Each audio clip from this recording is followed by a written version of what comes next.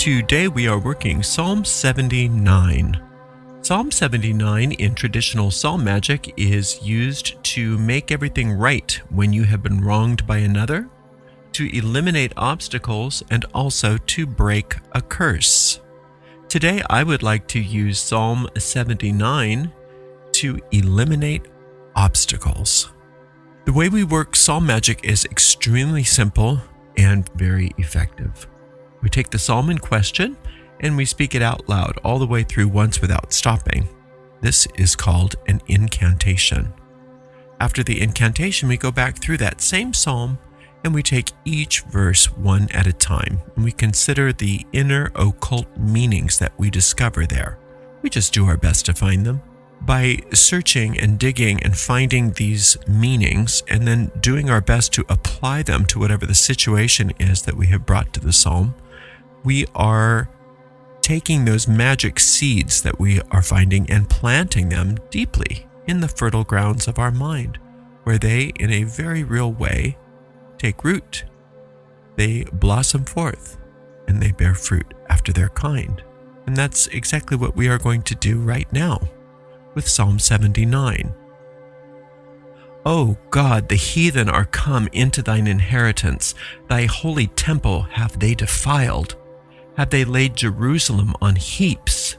The dead bodies of thy servants have they given to be meat unto the fowls of heaven. The flesh of thy saints unto the beasts of the earth. Their blood have they shed like water round about Jerusalem, and there was none to bury them. We are become a reproach to our neighbors, a scorn and derision to them that are round about us. How long, Lord, wilt thou be angry forever? Shall thy jealousy burn like fire? Pour out thy wrath upon the heathen that have not known thee, and upon the kingdoms that have not called upon thy name, for they have devoured Jacob and laid waste his dwelling place. O remember not against us former iniquities. Let thy tender mercy speedily prevent us, for we are brought very low. Help us, O God of our salvation, for the glory of thy name, and deliver us, and purge away our sins for thy name's sake. Wherefore should the heathen say, Where is their God? Let him be known among the heathen in our sight, by the revenging of the blood of thy servants which is shed. Let the sighing of the prisoner come before thee, according to the greatness of thy power. Preserve thou those that are appointed to die, and render unto our neighbors sevenfold into their bosom their reproach, wherewith they have reproached thee, O Lord. So we, thy people and sheep of thy pasture, will give thee thanks forever. We will show forth thy praise to all generations. So this psalm was put in the setting of when Babylon destroyed the temple. Babylon completely destroyed the temple. They had believed that the temple was so protected and so safe that nothing could harm it, and there had been so much proof of that prior.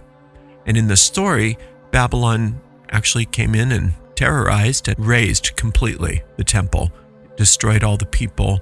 This psalm then is the desire for vengeance.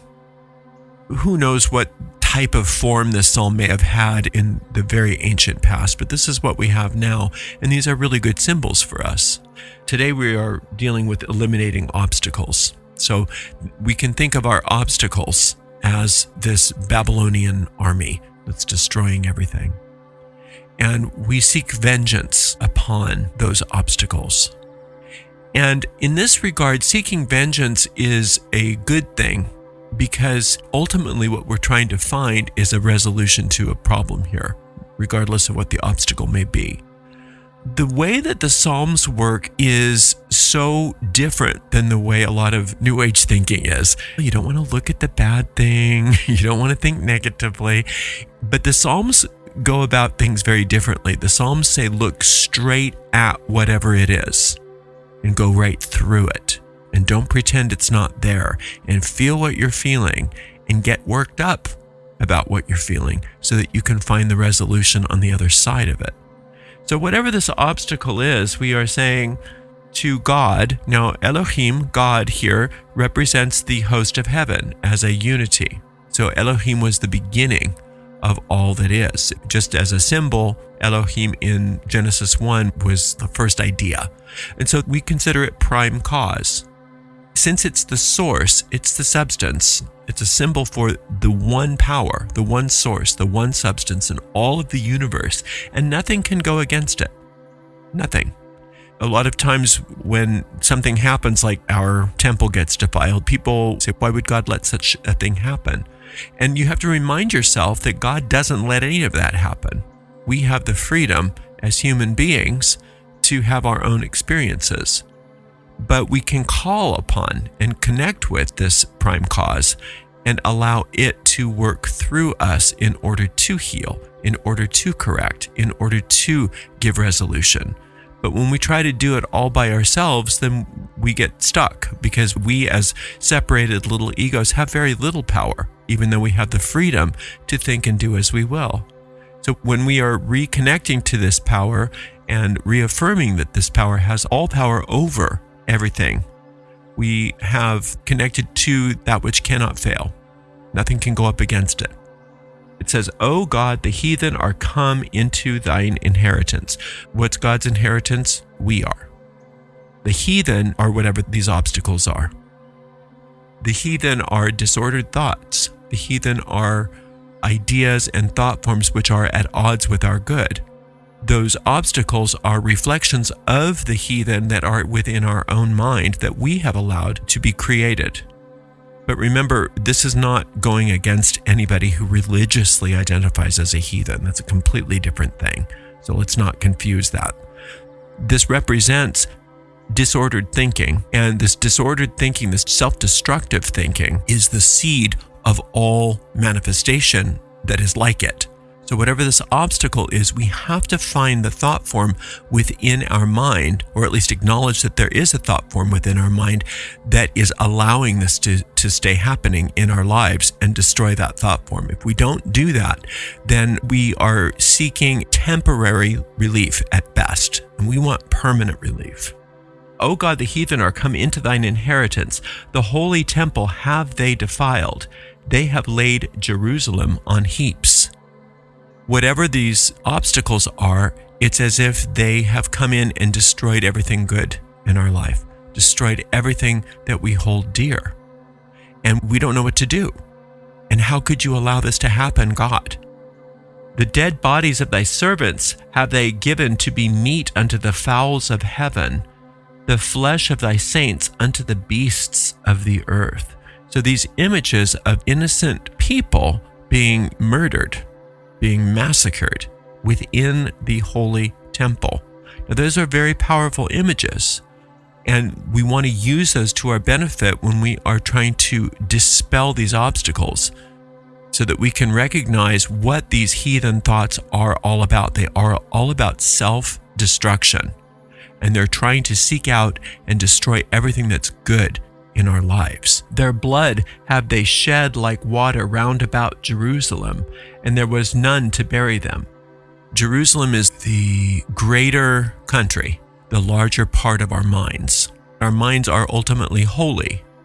These outsiders, these Babylonians, are representative of the ego mind, which is an imposter.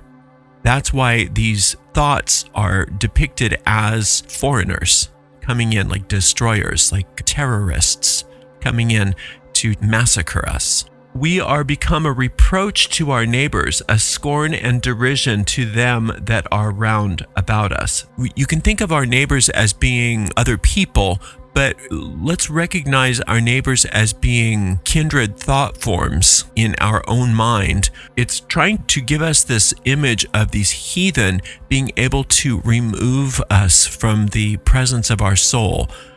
If you think about heaven as being a place where all the souls are in community, are at one, in peace. And these heathen then are thought forms which are capable of pulling us away from our true place in heaven, our true place in the company of other souls, disrupting us. How long, Lord, wilt thou be angry forever? Shall thy jealousy burn like fire? Don't you want vengeance upon these heathen thought forms, God? Don't you want to fix this? Don't you feel bad for us? What's wrong with you? How long is it going to take you to come in and fix this? Why are you letting this happen? We always want to point the finger at God. What's wrong with you that you're letting us do this to ourselves? What's wrong with you that you're letting us entertain heathen thought forms? What is wrong with you that you are letting us make an ego? What's wrong with you that you're letting us defile the temple? Infinite intelligence isn't doing anything. It has to let us do whatever it is that we will do, because that's the law that it created. It gave us freedom. Imagine if we weren't free. Imagine if you weren't free to think whatever you wanted to think. Then you'd just be a slave to this infinite intelligence. You will think what I say. You will do what I tell you to do. You do not have a choice. So we have to be free to live in the depths of the pits of hell if we decide to. If we're not free to do that, then we're nothing. You can't blame God for the fact that you have an ego. You can't blame God for the fact that you have obstacles, but you can turn to God, or the infinite, if you will, to help you out of the problem that you and your fellow egos have created for yourselves. And it's eager to help you.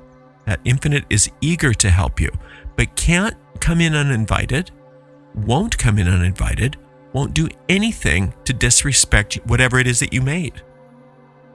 You made hell, we got to respect that, because that was what you decided to do. You're living in a life of obstacles and problems and destruction. I have to let you do that. But if you don't want to do that anymore, I'm here to help you. That's the attitude here. Pour out thy wrath upon the heathen that have not known thee, and upon the kingdoms that have not called upon thy name. So you are using your own need for vengeance to help you. So you want to lean into that need for vengeance and then let that vengeance be God's. Because God has a way of being vengeful that doesn't do anything but good. That's not something that we can do as egos. When we satisfy our own vengeance, it just creates more problems. But when we give that vengeance to God, God can use it for our benefit in a way that we can't understand. That's angelic. That's what an angel is for. So if you think of Samael, that warrior angel, taking up the sword and taking care of it for you, he will take care of it in a way that you don't have the ability to understand even, let alone carry out on your own, at least not in this particular frame of mind. You don't want to pretend like that need for vengeance isn't there. You want to lean into it and then allow that higher power to do it for you. For they have devoured Jacob and laid waste his dwelling place. Devouring Jacob means all of the descendants of Jacob, if you will, the house of Jacob, and his dwelling place, his memory, all of what Jacob represents. In the mythology of this Bible, Jacob was a flawed individual that did his best. Tried, was very sincere, but was always making mistakes. And the infinite God renamed Jacob Israel. When God renamed Jacob Israel, that was a point at which Jacob became initiated. And that's you. That's you. It's interesting because they are devouring Jacob here. And so we are talking about how all they can do, all these thought forms can do, all of these distractions, all of these obstacles, all of these problems, the only thing it can affect is that which happened before our initiation. It can only affect that which is Jacob and Jacob's dwelling place, but not who we are as blessed by the infinite. So it can only affect what we made, not what God made. Because even if you think about it in terms of the story of the Babylonian armies coming and destroying the temple wasn't made by God. The temple was made by humans. The true temple exists on a plane that can't be destroyed. It exists in a place that no army could ever touch. So it's really important to understand that these obstacles only can affect that which is mortal, only can affect that which is ego-based, only can affect that which we made, not which God made. O remember not against us former iniquities. Let thy tender mercy speedily prevent us, for we are brought very low. If this is part of a big punishment, God, please forgive us because we're sorry, but just stop it. Stop it. Again, we're blaming God even subtly here. Okay, if this had something to do with something we messed up on, we're sorry, but just stop it. Infinite intelligence can stop these obstacles. Infinite intelligence can correct everything. But we have to get to the point where we understand that it wasn't the infinite's will that this happened, and to stop pointing the finger at God, even though we're doing it in a very sly way by saying, look, there's something I did, I'm sorry. But we're still implying that God might be part of this, might be responsible for this, or at least responsible for allowing it to happen. And as long as we are willing to blame God for the problem, we aren't capable of accepting the solution from God. Help us, O God of our salvation, for the glory of thy name, and deliver us and purge away our sins for thy name's sake. Well, that's a very good thing to ask. Help us, O God. That's the first smart thing that we've said in this psalm. Now we're saying, we don't know what to do. You please help us for our salvation, the solving of this problem. That's what salvation is, whatever you brought to the psalm. For the glory of thy name. Glory is that which glows, that which shimmers, that which is alive and bright and holy. And the name of God is all of the different qualities of God. It's all those different angels within the host of the Elohim. And the Elohim is the unity of all of those angels. So now we're recognizing that the glory of the name of God, the glory of the qualities of God, can't be defiled and can't want anything other than good for us, because we are the beloved extension of this force. And there is nothing but good that this force wants for us. But now, instead of thinking for ourselves, we're saying, help us, save us for the glory of your name, and deliver us and purge away our sins for thy name's sake. Again, with the names. We're asking to be purged. We're asking to be cleansed. We're asking to be delivered and saved. Now we have put the infinite in charge. And we're taking our hands off of it, and we're saying, maybe this did have something to do with us. Maybe we did have a hand in this. Can you fix this for us, please? And God's response is, well, all you needed to do is ask. Wherefore should the heathen say, where is their God? Let him be known among the heathen in our sight, by the revenging of the blood of thy servants, which is shed. When the heathen are saying, where is their God? That is the ego mind saying, nothing can save you. There is no God. Or if there is a God, God wants you to be suffering. Why else would God allow this to happen? All of those kinds of thoughts. Noticing within your own mind, anytime you're either blaming God or questioning that God can help you, or questioning that there can even be a solution to this problem. That is the heathen within your mind questioning God. And let him be known among the heathen in our sight. Let God be known among the heathen in our sight, even while we're thinking these thoughts, even while we are experiencing these problems, even in the midst of these obstacles that we need to be freed from. Let us see God and not the heathen. By the revenging of the blood of thy servants, which is shed. So the problems that this is causing us, that these obstacles are causing us, the problems that we are experiencing as a result of these self-destructive thought forms, let God be the avenger. Let Samael, if you will, be the avenger here. We're not going to do it ourselves. We're going to let the infinite take care of it for us. And it wants to take care of it for us, but we had to ask, and we had to sincerely mean it. Let the sighing of the prisoner come before thee, according to the greatness of thy power. Preserve thou those that are appointed to die. Who's the prisoner here? Your soul. Your soul's been imprisoned by the ego. And we've let that happen. by not taking control of our own minds. And it's gotten to the point where we don't know how to take control of our own minds anymore because we don't know which way is up. That's the result of allowing all of this ego thinking, these heathen thoughts, this self-destructive thinking. That's the disease of the mind that we are left with by even contemplating the ego in the first place. And it's so out of control. But now we are allowing ourselves to recognize that and say, please help me fix this, change this. And it says, let the sighing of the prisoner come before thee, that's the soul, before the infinite. According to the greatness of thy power, preserve thou those that are appointed to die. Infinite intelligence knows that the soul is immortal. Infinite intelligence knows that there is no such thing as death, not in the world where your soul is alive.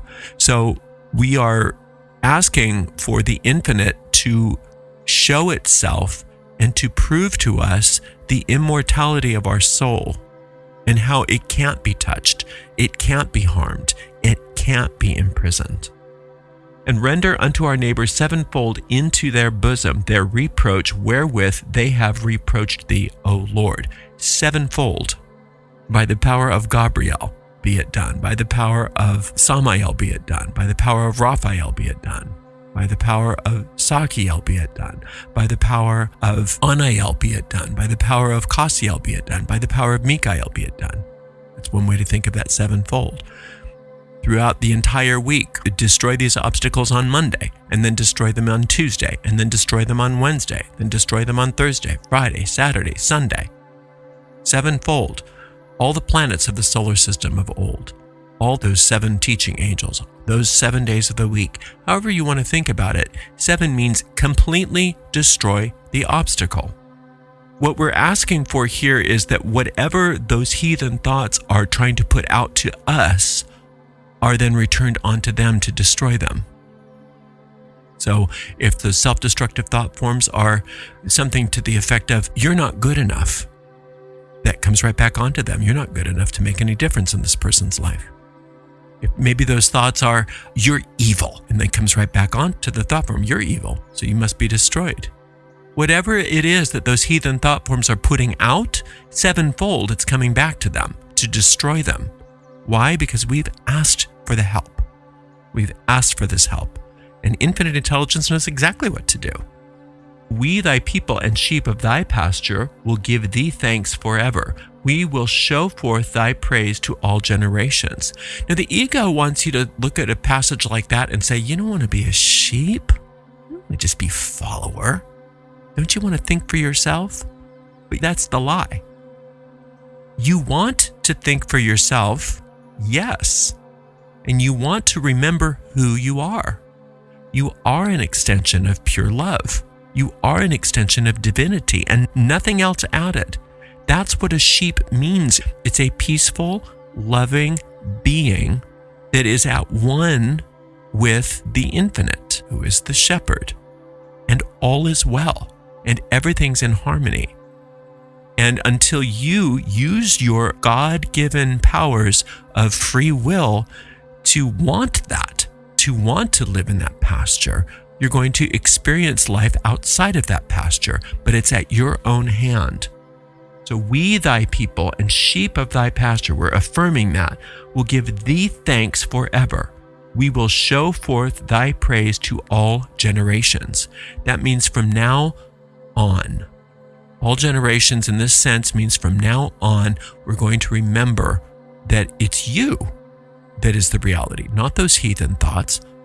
It's you that is the reality, not those obstacles, not those problems.